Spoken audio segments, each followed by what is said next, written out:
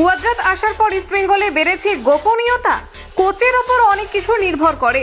এক মরশুম আগেও ইস্টবেঙ্গলের দলবদল নিয়ে জারি থাকতো প্রচুর জল্পনা। কলকাতা ময়দানে কান পাতলেই শোনা যেত একের পর এক সম্ভাব্য নাম।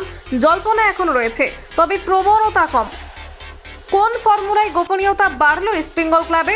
এবছর শেষ হওয়া মরশুমের মাঝামাঝি সময় চমক দিয়েছিলেন East Bengal coach Carlos Cuadrat. Jordan থেকে নিয়ে এসেছিলেন হিজাজি মাহেরকে। চোট পাওয়ার জর্ডান এলসের জায়গায় ক্লাব কাকে সই করাবে, তখন এই নিয়ে ছিল সমর্থকদের মধ্যে আলোচনা। কোচ যে নিজে গিয়ে ফুটবলার চূড়ান্ত করে আসবেন, এটা অনেকেই ভাবেননি। দ্রুততার সঙ্গে অথচ যতটা সম্ভব ততটা গোপনীয়তা বজায় রেখে মাহেরকে লাল হলুদ শিবিরের সঙ্গে যুক্ত করেছিলেন কোচ।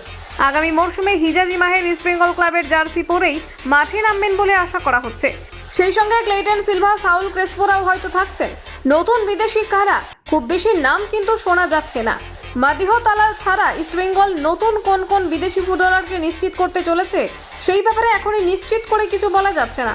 এদিকে কিছুদিন আগে হওয়া বৈঠকে লাল হলুদ কর্তারা ইঙ্গিত দিয়েছেন সই-সাবুত করার কাজ বেশ কিছুটা এগিয়েছে, এখনো কিছুটা বাকি রয়েছে।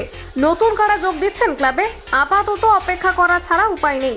কলকাতা 24/7.in।